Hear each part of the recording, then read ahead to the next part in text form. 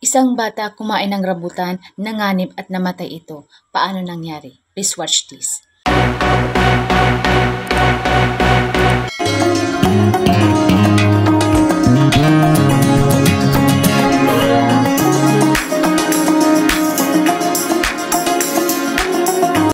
Hello guys! Welcome back to my channel. Shout out to my team Akanibi guys. Yan, isulat ko na lang yung mga members ko. Sa mga viewers, supporters, thank you guys. For this video, ang ipakita ko sa inyo yung isang video na tungkol sa pagkain ng rambutan. Yung bata, nanganib siya at nawala yung buhay dahil sa pagkain nito.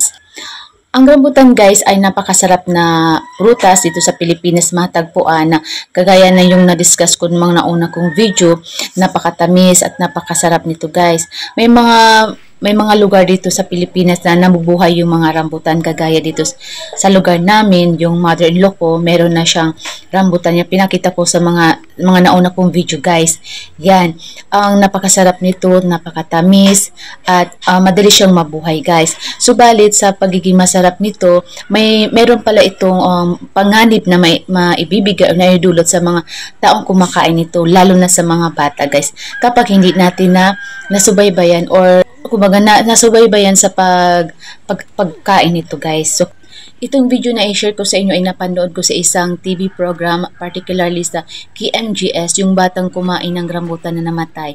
Gusto ko lang i-share sa inyo para may dagdag tayong kaalaman or kayong kaalaman tungkol sa mga rambutan guys. Titingnan natin kung paano nangyari. Tara guys, let's watch this video.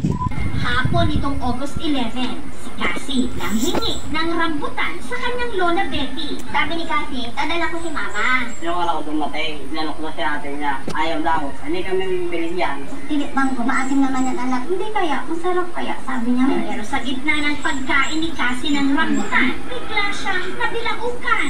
Kung narinig ko lang, Mama, ang tigas ko ng pagbigpas, sabi na parang iba ang busis. Yung rambutan, buto na nalulog. parang tanga ako. Hindi ko na naman gagawin ko. Sabi ko, Panginoon, tulungan niyo ko eh. Ano lang, sabi.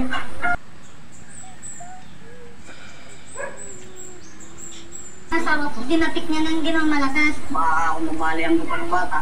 Hanggang ang tiyahin ni Cassie na si Janice, sumaklulo na. Ginawa ko yung first aid na alam ko, Heimlich maneuver. Pero dun sa fourth time na pag-ano ko, wala na sining. Ano na siya eh, parang unconscious na. Sinakaya namin siya, tanggulay siya. Putlang-putla na sining, tapos maitim yung loob ng bibig niya. Pagdating sa ospital, kinailangan itong i-intubate. Hindi mo agad maalis yun. Mahirap pag tumagal yun ng mga 2 to 3 minutes. Wala ka na. Ang brain cell eh.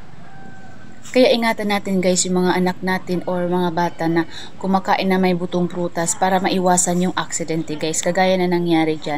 Kahit anong klaseng prutas na may buto, kailangan bantayan natin para iwas aksidente guys. Ito guys yung paaring pwedeng gawin kapag may nangyari na ganyan aksidente. Ayon sa expert guys, ito guys, ipanoorin nyo guys. Kung ano ang dapat gawin? Tayo ay pupwesto sa likod. Yan, gamit ang ating mga kamay. Isara natin ang kamay. Tapos ang posisyon, dalawang daliri mula sa pusod. Tapos ilagay natin doon sa ibabaw ng ating closed fist. And then, i-close natin. Tapos inward, upward motion. Ulitin natin ito hanggang sa matanggal yung nakabarang. Maaari natin gamitin ang 911 or tumawag sa Red Cross 143. Ito kasing rambutan guys ay tinatawag na tuklapin kasi kapag kinain mo, sumasama yung kunting balat na brown ng sugaling sa buto. Kaya kailangan siya sipsipin o kaya minsan kagatin guys.